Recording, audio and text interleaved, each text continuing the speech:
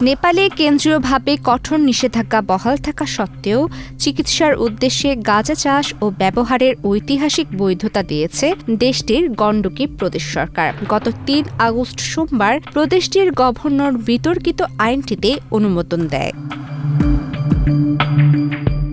কাঠমান্ডু পোস্টের প্রতিবেদন থেকে জানা গেছে, গণ্ডকী প্রদেশের আইনসভার ক্ষমতাসীন জোট ও বিরোধী দলের সদস্যরা সর্বসম্মতিক্রমে আইনটি পাশ করেন।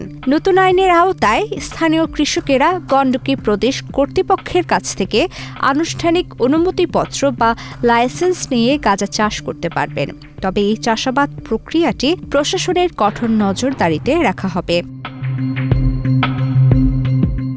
এক্সট্রিম মশার কয়েল প্ল্যান্ট ফাইবার দিয়ে তৈরি, তাই সহজে ভাঙে না, সুগন্ধিযুক্ত ও নিরবিচ্ছিন্নভাবে জ্বলে। ডেঙ্গু, চিকুনগুনিয়া বাহি সহ যে কোনো মশার বিরুদ্ধে দেয় এক্সট্রিম সুরক্ষা। নেপালের মোট 7টি প্রদেশের মধ্যে অন্যতম গণ্ডকী, যা মূলত পর্যটন নগরী পোখরা এবং বিখ্যাত সব পর্বত ও হাইকিং ট্রেলের জন্য পরিচিত।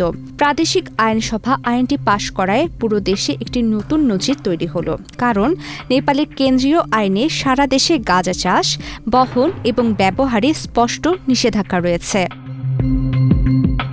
নেপালের প্রচলিত কেন্দ্রীয় আইন অনুযায়ী কারো কাছে ব্যক্তিগত ব্যবহারের জন্য গাঁজা পাওয়া গেলে সর্বোচ্চ 1 মাসের কারাদণ্ডের বিধান রয়েছে। বাণিজ্যিক ক্রয় বিক্রয় ও সরবরাহের অপরাধে পরিমাণের উপর ভিত্তি করে সর্বোচ্চ 10 বছর পর্যন্ত সশ্রম কারাদণ্ডেরও বিধান চালু রয়েছে।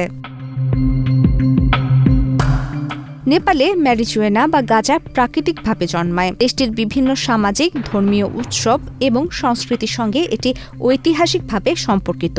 তবে 1970-এর দশকের শেষের দিকে অন্যান্য দেশের নীতি অনুসরণ এবং আন্তর্জাতিক চাপের মুখে নেপাল সরকার গাঁজা অবৈধ ঘোষণা করে এবং তৎকালীন সময়ে দেশটিতে আসা বিপুল সংখ্যক হিপ্পি পর্যটকদের বিতাড়িত করে।